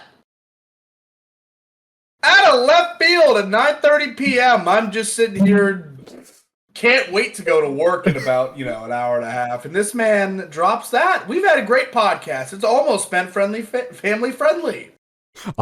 Almost. Keyword being almost. Absolutely disgusting behavior. Shameless. I apologize for that. God. So yeah, congrats to Bronny on that NIL signing. And the next miscellaneous headline I have, Kylian Mbappe, who is one of the best young soccer players in the world. You killed that, bro. Yeah, I appreciate that. He's one of the best young soccer players in the world, who was previously associated with Paris Saint-Germain, or PSGFC. He has decided to leave that club, which is a pretty big deal considering that was actually one of the better clubs in the world in that league. And like I said, he's one of the best players in the world, young players. He's only 23 years old. And so, yeah, we'll see where he goes. Apparently, that relationship has deteriorated. So he is going to leave PSG and start somewhere else. So we will see as that develops. The next thing I have, so if you don't remember, this is college basketball related. So this is from ESPN. The felony charges against Amoni Bates are set to be dismissed next week. His lawyer told ESPN. Bates is in the process of being reinstated by Eastern Michigan University. Bates was arrested on September 18th and charged with carrying a concealed weapon and altering ID marks on a firearm. So he basically got caught with a firearm that didn't appear to be his own. So yeah, that he's like I said, the charges are set to be dismissed, the felony charges, and he's going to be reinstated by Eastern Michigan University. The next miscellaneous headline I have: Deontay Wilder had a fight recently. I think it was 2 nights ago, and he knocked his opponent out, Robert Helenius, with a first round KO to make him 43-2-1. Dude, did you know he was like 6'7"? I didn't know he was that big. Yes. I mean, I knew he was big. I didn't know it was 6'7". Him and Tyson Fury are giants. No, dude, it's actually insane. Gross. Yeah, it's crazy. By the way, that 43-2-1 record, 42 knockouts. He has knocked 42 men out in his career. So how much would it take for you to spend a minute in the ring with him, and he's he's gonna like kill me. That would like give me brain damage. What are you talking about? Don't get hit. What? I guess I could like constantly hug him, like the ref with like the clinch. No, I would get knocked out. Yeah, I would get knocked out. So well, it's also 6'7", so his reach is ridiculous. I mean, literally. So what I'm asking is, how much money would it take for you to eat a completely unadulterated punch from this man? No, there's not a number. There's not because I might be dead, bro. He could make my brain. That's a pro. He can make my brain bleed. I don't want to risk that. I'm not getting in the ring with him. What about you? What would it take for you? The number 8 sub from Jersey Mike's. Probably one of those. That sounds so good right now. I mean, dude, I need some food. So yeah, that is that I have, and then we are going to everyone's favorite topic, and especially our international fans, the Premier League standings. Unfortunately, Robbie isn't here to hear the update about his Brentford Bees. Arsenal still sits atop the league with a 9-1 record. Man City at number 2, Tottenham at 3, Chelsea at 4, Man United at 5. And his Brentford Bees are currently sitting at 9, so I think they were at 10 last week, so they're going up. In the relegation zone, Southampton is at 18 at a 2-2-6 record. Leicester City at 1-2-7, and Nottingham Forest at 1-2-7. Nottingham is ass. They're really bad. They have a -16 goal differential. Yeah, that's atrocious. Bournemouth has a -12, and they're at 10 right now. I'm looking at this table. How does that happen? How are you 3-4-3 and have a -12 goal differential? That's a good question. That's a really good. That's really they must interesting. have gotten their ass clapped. Yeah, literally. It was one. Yeah, exactly. Yeah, they lost to Liverpool 9-0. Oh my god. That'll do it. Hey, that's one loss though. That's just one loss. Shit, that's wild. That's crazy. But a lot of the teams that are right next to those relegation zones, there are multiple teams. It looks about 5 or 6 with only 2 wins. So by no means are these teams stuck in the relegation zone. Yeah, like 13 down could all be in relegation zone. They're just like unless you're not in Forest, and then you're probably going down. You're probably being relegated. So yeah, those are the Premier League standings, and then the last thing I have before we're gonna do our tier list this week because I feel like it. The last thing I have, Sports Center, the first men's college basketball AP poll of the season is here. Would you like to hear the top 10, Ryan? Yes, sir. The Zags are somewhere up there. Who do you think's at number 1? Let's go with it. Let's go with guess number 1. Is it Gonzaga? It is not Gonzaga. Is it like Duke or something? It's one of those teams. North Carolina. Keep going down. Yeah, there you go. Number one on top of the list is North Carolina. Number 2, as Ryan said, is Gonzaga. Number 3, Houston. The Houston Cougars top of the top 3. I love Cougars. Huh? What? Is this thing on? Oh God! Wow! Almost a Big 12 school, by the way. They're coming here next year. So, yes, sir. Number 4, SEC representation. A little Kentucky action. Okay. Who did you guys play in March Madness last year that y'all lost to? I'm trying to remember. We lost to like fucking Notre Dame. It was like you were really upset about it. Fuck. I Thanks for hate that. them. Tied at 5, two Big 12 teams. The defending champs, Kansas, the Kansas Jayhawks, and the Baylor Bears, both tied at the 5 spot. Number 7, Duke, another blue blood. Number 8, UCLA, just dominating, I guess, football and basketball. UCLA is sitting pretty at the moment. Number 9, Creighton, a little bit of a surprise, but obviously a very consistent program that's always, seems to always be in the tourney. They're always there when I'm making my March Madness bracket picks. I always see Creighton. Then number 10, another SEC team, Arkansas. The Arkansas Razorbacks at number 10 in basketball. And any surprises there? Arkansas a little bit high. Yeah. I'm a little surprised seeing them ahead of Tennessee and Auburn just in pure SEC form. Well, Auburn got lost Jabari Smith in this past draft. Yeah, but they're a talented recruiting team, and I don't know if they have some like injuries, like preseason stuff that's kind of holding them back. But I would expect to see them finish in the top 3 of the SEC this year. Okay. Well, there we go. That is all the headlines I have for today, Ryan. Excuse me, Alabama is ranked number 20, and you didn't say anything. I was just reading the top 10. I didn't know that. God. I'm assuming the Pokes are not on that list. No, they're not. They didn't get a vote. They did not. No, they didn't. No, we weren't good enough to get a vote this last year. Granted, it's hard to play well when you're not playing for anything because we weren't allowed to be in the that's true. It's really hard to recruit too. When you're also exactly. Not playing for well, you love how they delayed that punishment by a year because they wanted Cade Cunningham to get his publicity real quick. Yeah, if anybody tells you the NCAA isn't corrupt, they're full of fucking shit. Yeah, I know. They just want to get their money. Yep, of course. Ryan, obviously this is Robbie's segment, but in honor of Robbie, do you have a song of the week for us? I do not have a song of the week, unfortunately. Do you have anything? Do you do anything? I thought I've done very well on this podcast. I'm here. Robbie's in Mexico. Unlike Robbie. Yeah. This is before work. I'm doing that. I leave for work in an hour and 15 minutes. All the props in the world. Here. I'm going to go with Finesse by Bruno Mars. The original version, not the Cardi B version, because I don't like that version. God, you really are a Bruno leg humper, aren't you? I do enjoy Bruno Mars, if that's what you're insinuating. Yes. That isn't what I'm insinuating.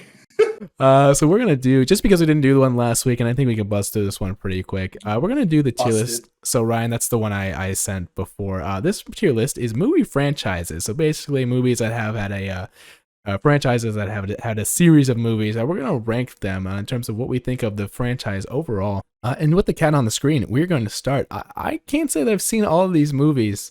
Pirates of the Caribbean. Man, they were really good. You're a big Pirates fan? I really did enjoy. I'm not gonna say it's brainless because that sounds like really disingenuous, but it's just like good.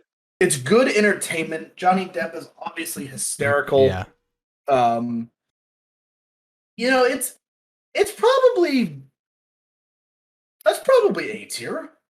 Okay. A to B, I would say. Okay. I'm trying to kind of like rank these other ones in my head before I rank. It's kind of got to be fair here. I'm gonna default to you. I mean, I've seen maybe 2 of them. I haven't seen all of them, so I agree. The ones that I saw were bottom of A. Okay, bottom of A. I'm gonna throw in. Okay. Next we have the Mission Impossible series, one that I have seen more of. I think they're overrated. Okay. I think they got some cool action scenes. All of these tiers, all these ones pretty much have cool action scenes. Mm-hmm.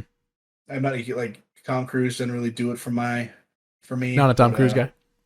Hey, it's all right. I thought the new Top Gun was pretty great. I like the Mission Impossible series. I do think there have been the ups and downs in this series. I think that the earlier stuff was a little better, and then there was kind of a downfall. And then when they came out with Rogue, I think it was Rogue Nation. I think Rogue Nation was a good one that I thought kind of put the energy back in the series. And I think there's a new one coming out soon. Actually, I would probably say kind of middle of the road. I would say probably a B, C tier kind of thing. What do you think? I'm gonna default to you. All right, we're gonna go there. Next we have, I think this is just the Hobbit. So the trilogy of Hobbit movies. I really like the first one. I think the first Hobbit's a really good movie, and I remember enjoying the second and third one. I think it's just a good series. I don't know. I think it's a very good series. I think it does pretty good justice to the books, which are Obviously kind of a I don't know, what is that genre? Fantasy. Fantasy. Yeah, I think it does a good nod to the actual books. I would Uh-huh. say bottom of A plus. Okay. Uh, A plus. Um, Next we have the MCU. Obviously, I feel like this is hard. There's obviously this is the biggest catalog of any of these that we're gonna see.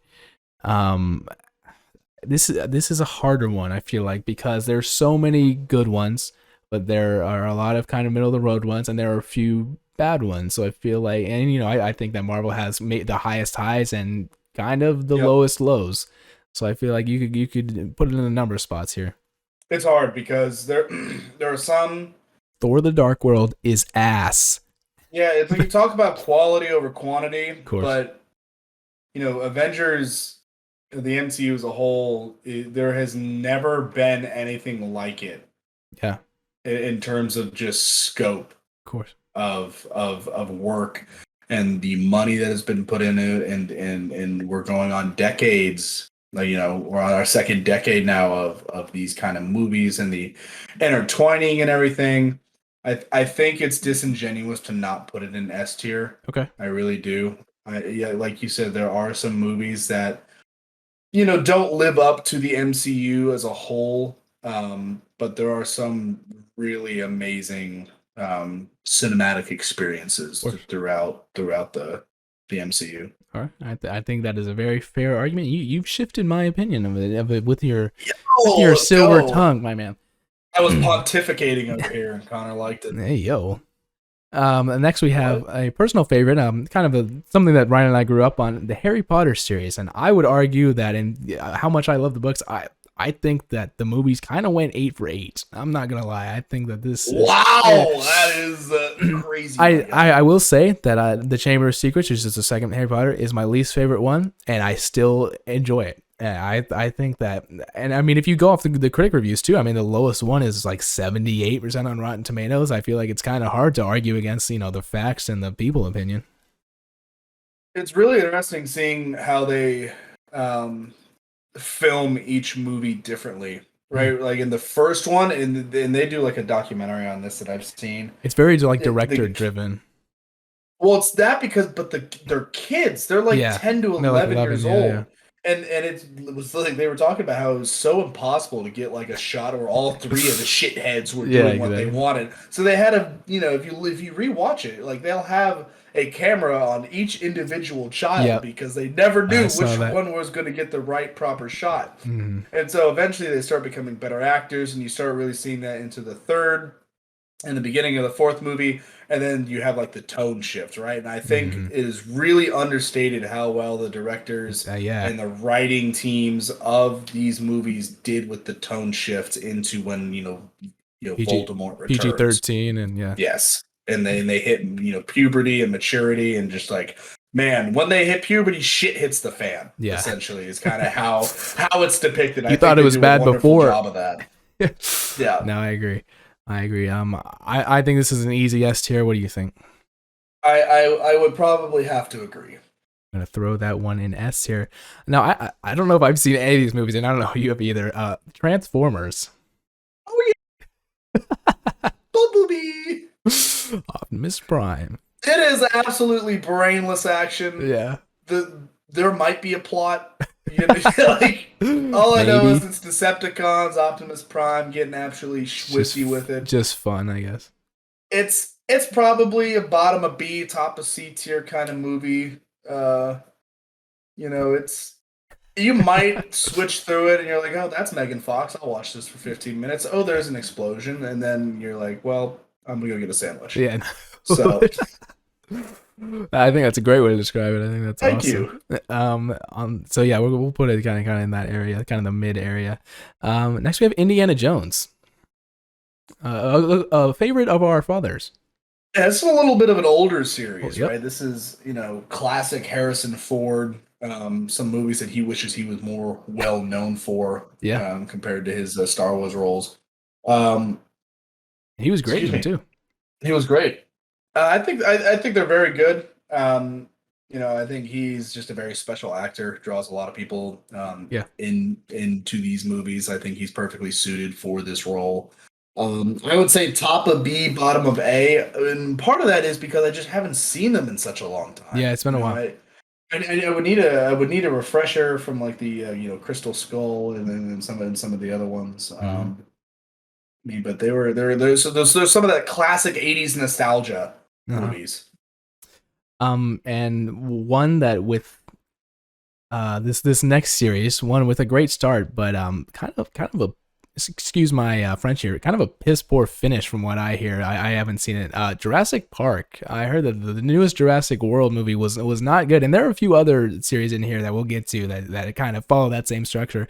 I believe you went to see this Jurassic World movie, didn't you? I did. I went and sat in the theater by myself and watched this. And I heard it was not good. So here's the thing, right?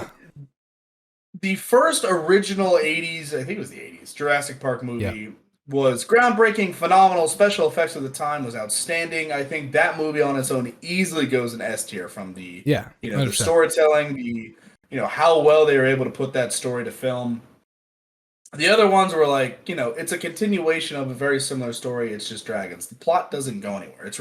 And then you go into the revamp of it, and it's way better special effects. People, are willing to forget, obviously, the plot issues because now it's the story that they loved as children are now, with proper modern day special effects. Right. And Chris Pratt, I think, did a wonderful job, all that kind of shit. I thought the first one of Jurassic World was I thought that was pretty decent. I think a lot of people did, and then it goes in the same issues of Jurassic 2 and Jurassic 3, and it's just like, okay, it's like, oh god, it's the fucking dinosaurs again. Why did we do this? So franchise as a whole, kind of mid, probably C, but I think again the original is an S, and the first one with Chris Pratt's probably an A plus, but the rest of the series really brings it down. Yeah, I would agree with that. Next we have a series that is finally ending with this next installment, this next and final installment of the Fast and Furious movies. The Fast and Furious. Again, this is one that I haven't seen as many of. I've seen the first one, which I actually liked the first one. I thought the first one was pretty decent. But talk about beating the dead horse for money. Yeah. I mean, and just adding The Rock, in the sixth movie or whatever it was. I mean, it's what is going on? It's just. Do we even give props to this first movie, considering that I heard that actually you said you liked Tokyo Drift at some point. I feel like I remember. Yeah, Tokyo Drift's a classic, kind of a standalone. Yeah, it's not 100% standalone, but it's usually pretty well reviewed. It just keeps going downhill. It just keeps getting you think worse. That it's just cars and God knows, Toretto, and does he have like 5 children? I don't know. It's Dom Toretto. Remember the TikTok period of all the Dom Torettos? That was great. The family. Yeah. You got like Ludacris. You got The Rock. You got Ludacris. Oh yeah. I forgot. Dude, Luda's been in there. I forgot about that. Yeah, I forgot he was in those. It's just an interesting smorgasbord of actors and characters, and they keep doing the same thing. So I can't give them a lot of props. I'd probably put it in C tier. Yeah, I'm gonna agree with you on that one. Next, this is another kind of interesting one. I read this book. This is The Hunger Games. I read this book series, and the first one to this day, honest to God, is my favorite book that I've ever read. Not that I read a lot of books. I don't really enjoy reading. But the first Hunger Games book was really good. And then I remember reading the second one, and I was like, that was fine. That wasn't bad. That was fine. And then I remember reading the third one. I read 100 pages, took a year off because I hated the first 100 pages so much, and then finally ended up reading the rest of it. And that was one of the worst books I'd ever read in my entire life. And I know people don't agree with that. I know a lot of people actually really enjoy that third one. But honest to God, I think that this movie series kind of didn't really follow that pattern, which I was impressed by. I think the first one was really good. I think the second one was good, and I, honest to God, think the part 1 and part 2, because they had to split it into 4 movies because of money. I honestly think that the combination of those two are better than the third book, which is not something that you hear often. That the movie adaptations were better than the book, but it's something that I truly believe. I think your appraisal is spot on in terms of the how it deteriorates as the series goes on. The third book was awful. I was like, what is? I think it was literally like. The writer put her heart and soul, and it didn't expect for it to get as big as It it was did. And the first one was like phenomenal. struggled to get more content Yeah. so they could get more money. Well, it was kind of like, it was kind of an interesting. I mean, I understood where, I think she had laid that plan out of, hey, there's this kind of dystopian future where this horrible event is happening, and obviously these characters are going to have to take this government down at some point. But it's just like the Hunger Games aspect, I feel like, was so much more interesting than the taking down the government aspect. And I feel like maybe she had thrown a few other things in there that kind of helped with the storylines. I don't know. I just did not enjoy that third book. But I actually think this movie series is solid. I think this is a good movie series. But yeah, I think the series is really good. I think Jennifer Lawrence portrays Katniss Everdeen wonderfully. I would probably argue top of B, maybe bottom of A in that kind of in that area. I can get on board for top of B. All right, we'll throw it in top of B there. Next we have Lord of the Rings. So not The Hobbit, the original Lord of the Rings series, Bilbo Baggins. When I remember whenever our dad, or maybe it was just me, but our dad was introducing us to the series, and he made me watch the extended editions of all three of these movies, which are like 5 to 5.5 hours. That's correct. So that might tarnish my memory a little bit of these, and I haven't seen these in a long time. It didn't need to be 5 hours. I was really confused on what added to the extra 2 hours of the movie. I mean, it was 3 hours already. Yeah, I mean the books are so long that but the the extra extended edition was like, oh my lord. But again, I mean, some of these movies are honestly regarded as some of the best of all time, and in many listed. Some people think that these are all three of them are top 10 movies. And like I said, it's been a while since I've seen them, but I do remember it being a very good series. What do you think, Ray? I would echo that sentiment in terms of, fantasy elf lore type shit. It's well regarded as obviously the most mainstream and the most well done. I mean, these are some of the most well known books as well that they actually did justice by making them into phenomenal movies, and I think that's really difficult. Yeah, really difficult to do.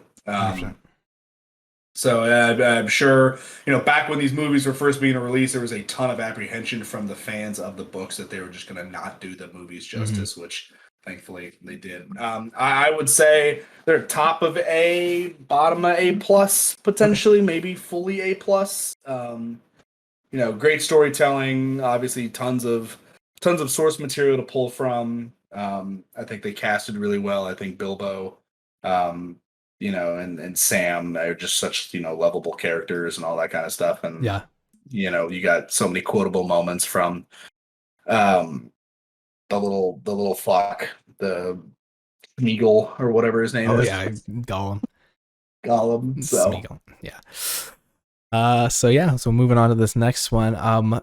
Another one that I know I mentioned it before, with the highest highs and the lowest lows, Star Wars, the 9 installment series. Again, I will reinstate my sentiment. Great start. A little bit of a piss poor finish, if we're being completely honest. And as time has gone on, I think this has become kind of a pop culture sentiment. The prequels have really, I think, aged pretty well in terms of the eyes of viewers. And granted, that could be some nostalgia factor. And obviously, Star Wars is one of the most opinionated fan bases in the world, probably the most opinionated fan base of it. The prequels suck. The prequels are great. The originals are great. The newest stuff sucks. The new stuff isn't that bad. It's very opinionated across the board. I think Star Wars just kind of elicits that out of people. But Star Wars has never been something that I enjoy, but it's never been something that's super personally connected with me like Harry Potter did.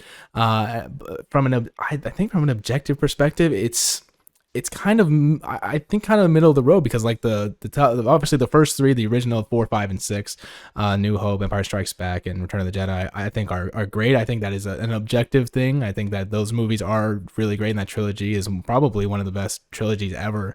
But then the prequels come along, and I actually don't mind the prequels that much. I think the Phantom Menace is fine. I think the Attack of the Clones sucks. I think that second one is terrible. But the Revenge of the Sith, honestly, is my favorite Star Wars movie. It was the saving grace of the second trilogy. Revenge of the Sith. I thought Revenge of the Sith was great, and then you come along with the last trilogy, the sequels, and people think that 7 was fine, and then 8 and 9 were just abysmal. It's just hard to rank this so high. I mean, it's hard to rank this high given the 9 movies in totality as opposed to in the individual trilogies. Yep, and I think a huge just sword in the back of these movies is the writing, especially in Phantom Menace and the Clone Wars. The Clone Wars writing was fucking Dude, awful. It didn't make any it's sense. so bad. It's like that second movie is you have terrible. the factory scenes, which It's don't so make any bad. sense. You have the angsty Anakin and Padme who haven't talked to each other in 10 years, and they're still like trying to have some fuckery love affair, which doesn't make any sense to begin with. General Grievous should be cool, but he's weird in that second movie.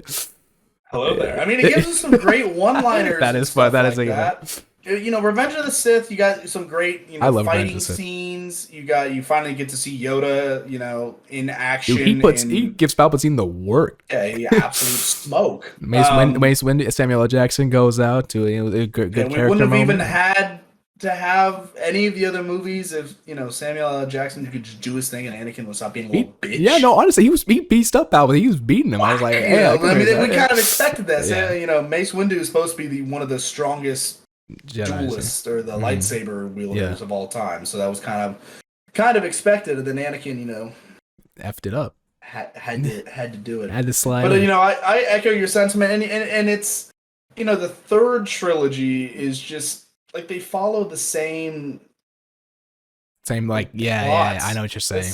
It's just it's the same thing. The seventh movie's like they blow up the Death Star. What? It's the same thing. It's like, what do you mean? And then it's kind of like the Force thing between Rey and Kylo, and then they try to kind of make it romantic, which also doesn't make any sense. And Palpatine comes back in the ninth one, which was an awful decision. It's like, come on, guys. I actually didn't. If it had been developed properly, I actually think like the Force thing between Rey and Kylo could have been really interesting. Like how they could like sense each other. I think that could be really interesting, but it just wasn't developed. The Force thing was fine. It was more of just like the romance relationship that kind of like spawned out of it. And like Luke wasn't particularly interesting, even though he was like the last Jedi. It was like you didn't really. He just turned into like a salty old man, literally. That's all it was. So but like we never had any knowledge of, because like you see in Mando, right? Like he was going down that path and he was supposed to be the savior of the Jedi and start teaching, and you kind of get views that Kylo was the reason that he turned into a salty old man, but it's like very like little snippets and snapshots from what we saw at the end of the great big trilogy to him living alone and like refusing to use a lightsaber. It's like that. There's he was supposed to be the savior of the universe. Yeah. Like, this kind of sucks. And I'm sure shows like, Kenobi and stuff are attempting to, well, obviously not at that time period, but shows that will come out will attempt to fill kind of the gaps and that people have questions about. And I'm sure that honestly, some of the series will probably try to retcon what happened. And I love the joke of the writers that wrote Game of Thrones and see for basically the entirety of the series, they ruined season 8 and then decided to go over to Star Wars and ruin the end of Star Wars too. so that's kind of funny. Honestly, just because of and it's how you leave them, unfortunately. But knowing how good the original ones and I think in both of our opinions, knowing how good we believe Revenge of the Sith to be, I feel like you have to put this in kind of the middle of the road, unfortunately, because that's 5 out of 9 movies that aren't good, that aren't really that great. So we'll put Star Wars in the middle of the road. I feel like that's pretty fair considering the highs and the lows. Next week, and we are almost done here. We have 3 more. DC. Oof. This movie isn't great. Franchises just DC. Yeah. Well, like the kind of the DC that started with like Batman versus Superman kind of DC to now, like Justice League and the Wonder Woman and Aquaman and that stuff. Compared to the rest of the very successful franchises on this list, it's D tier, and I don't think it's much of an argument. I 100% agree. Unfortunately, like Jurassic Park kind of gives it a run for its money in certain spots, and Fast and Furious, like certain movies give it a run for its money as well, but they tried to compete directly with Marvel and got smoked. It wasn't even close. Unfortunately. I kind of. And it's hard. Yeah. DC's darker than Marvel too. Well, that's what I was about to say. They're kind of trying to take on their own tone, and I feel like honestly they might be starting to knock on the door on something. With Robert Pattinson's Batman, I feel like they are starting to figure it out. That movie was good. And that movie was I That was was a great movie. really interested to see how it would be, That was a and great movie. was I didn't go in with super high hopes, and I walked out, was like, that was better. That was a Didn't we lot watch it better. together? We watched it at home, and yeah, we watched it. Yeah. Yeah. So yeah, no, and I think that movie did such a good job of separating itself from the Chris Nolan trilogy, and making it like, hey, this is our rendition of Batman. This is Robert Pattinson's rendition of Batman. This is the story that we're telling. It was so much more like detective based Batman as opposed to crime fighting Batman, and I think that was really interesting. Kind of like a mystery film almost. And honestly, I feel like that was kind of the reset point. I think DC is trying to reset again, but it's like things keep coming up in their way, whether it be Marvel releases. I mean, Ezra Miller it's just a criminal now, and they can't release that Flashpoint movie that they were going to end up releasing. There was another movie that was in the works that HBO Max just said, or Warner Bros. Just said, no, we're not releasing that. Just out of nobody knows why. And yeah, they started off so weak with Batman vs Superman, and the Justice League was bad, and Justice League was worse than Batman vs Justice League Superman, was in my terrible. opinion. And they had a Well, the first they had Wonder a Woman banger was in Wonder good. Woman. They had a banger in Wonder Woman. I'll The give you. second one I didn't love. I heard that was bad. I didn't watch that It one. wasn't. It wasn't great. Aquaman I thought was good at the time, but it's not. I rewatched it. It hasn't I, aged well. no, it's aged terribly. And Suicide Squad was not great either. I don't think the remake was that great either. So like I said, I think this Robert Pattinson Batman The is villain in Suicide Squad. it's like was magic. I was like, confusing. he was like, you got Harley Quinn with a bat. Like, why are we why are we fighting a wizard, bro? Fuck off. Like, Honestly, so yeah, I'm gonna agree with the D F tier ranking. Granted, I think that there is room to improve. Like I said, I think the Robert Pattinson Batman was the establishment of, hey, we're starting from here. We're gonna try something new. And I think that trilogy honestly is gonna be really good. I think that's gonna be a trilogy, and I think that's gonna be a really good trilogy. So we will see there. Okay, I have not seen any of these movies, but why is this on this list? Twilight. I'm gonna put it in at the bottom because I want to. even discuss. Don't even discuss. And then the last one on this list, another one with its ups and downs. The X-Men collection. I would argue that the original trilogy is pretty good, and then you got First Class and Days of Future Past, which are both good. X-Men Apocalypse is one of the worst movies I've ever seen. It's really bad. It's really bad. And I know a lot of the Wolverine movies people don't like the Wolverine Origins. I don't like. It's not good. Dark Phoenix, that's a terrible movie. Like, dude, X-Men: The Last Stand was bad. I didn't think that was as bad as people said it was, but people did not like that movie. Which one was with the fucked up Deadpool? That was the Wolverines. Days The of Future- Wolverine. No, that was the Wolverine Origins. Awful. Yeah, Terrible movie. Absolutely atrocious. And Yeah. in fact, they in the actual Deadpool movies make jokes about that. Like, They I try to wasn't feeling retcon like it. Yeah, myself. exactly. Yeah, it's like, exactly. awful. Yeah. So The Deadpool's character is supposed to be a smartass. You literally took away his mouth. yeah, literally. So yeah, this might be the problem with this one is like I think they're good movies, but this might have the lowest of the lows on this list because these some of these movies Does are Logan terrible. factor into X-Men? Oh damn, that's a good Because question. that was That almost as good of a wrap up as you could physically do. Dude, that's like a to top some 10 of the movie, shitter movies. That movie is incredible. Logan was incredible. Is it a part And of it's this? no fault to Hugh Jackman. Like the writing No, and Hugh some Jackman's of these were incredible. just bad. It was terrible. Those stories were bad. You know, like what? I'm gonna say yeah. We'll put Logan because it does have Professor X and the character. I'll say yeah, it is part of that. So that's actually a good point. I wasn't thinking about Logan, but now you have to Like include then that. do Deadpool movies part of the X-Men? No, I'm gonna say no to the Deadpool movies. Okay. I don't It's know. I still don't Professor know. X in the Logan movie, so I think that's Yeah. kind of No, that's I would say is the discrepancy. I don't know where to throw this one. I feel like this is hard. Or are there more bad movies than good movies in this I series? think you don't put it in the bottom tier just because of like Logan and Logan. yeah. Well, Days of Future Past. Literally. Days of Future Past is good. Yeah. I haven't seen that one in a while. That one's and First fine. Class wasn't terrible. First Class was fine, yeah, but I really like Days of Future Past. But Well, like I said, X-Men Origins Wolverine is fucking atrocious. dude, Apocalypse, Dark Phoenix, those movies The are Last awful. Stand is not good. Dude, yeah, which is kind of yeah. This isn't the best. We're gonna put this in the C Wolf. tier. No, the tier I have named on here There's is some called movies Ooh. that you couldn't pay me to watch on this Dude, list. I remember walking out of Apocalypse being like, oh my lord, what did Yeah. what did y'all do? What did y'all do? Like, Who literally, made this decision? who made this movie? So yeah, I mean that is the end of that tier list. Unfortunately, we have to. What do we? I'm trying to think because we usually rank one of the tiers.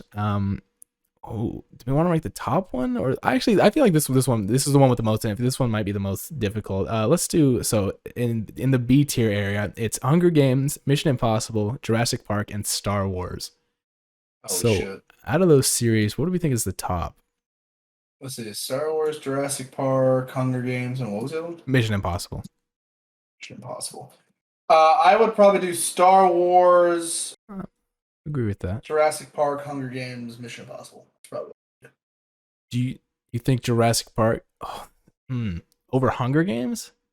Potentially, I like dinos, and that's more. And that's more. For some reason, I'm more willing to ignore plot holes just because I like the big dinos. But I would argue that 4 out of the 6 movies were bad, or you said were bad. Yeah, they are. And the Hunger Games, I don't know if in terms of movies, yeah, they're not great. Yeah, okay, then I feel like we gotta put Hunger Games above that. You're like in terms of a movie, it's bad. In terms of actual like what a movie is supposed to do, just besides the visual and like audio aspect. Yeah. That's fair. All right, so we'll put Star Wars at the top there, and we'll put Hunger Games, and then Jurassic Park, and then Mission Impossible. I'll agree with that. So that is our tier list, and that is our podcast for the week. A way longer one than I expected. Like I said, we had a lot of headlines, but much longer than I expected, considering that only 2 of us were here today. I'm sure Rob would be upset. We're absolutely chatting up a storm. And just for our viewers to know, this is at 10:11 p.m. on October 17th. Don't worry, the Denver Chargers game is about to go to fucking overtime. So whoever's watching that Thursday night shitter game, you better get in there, grab some popcorn. It's Monday night, right? I need to go to bed. Take care, I have work. Oh, great. I'm going to lose my fantasy matchup too, because Justin Herbert couldn't get me. Don't worry, I won both. I can't even take correctly. I like the Falcons. I love my team. This is so fun. Yeah, anyways, so we're going to leave it off on that. We thank you for joining us this week on the Bros and the Berg podcast with just me and Ryan. Unfortunately, just the Bros this week, but Robbie will be back next week, hopefully. So yeah, for the Bros and the Berg, I'm Connor, my co-host Ryan Doyle. We're going to sign off. See ya. Say Robbie's on. Yeah. Yeah, I got you, bro.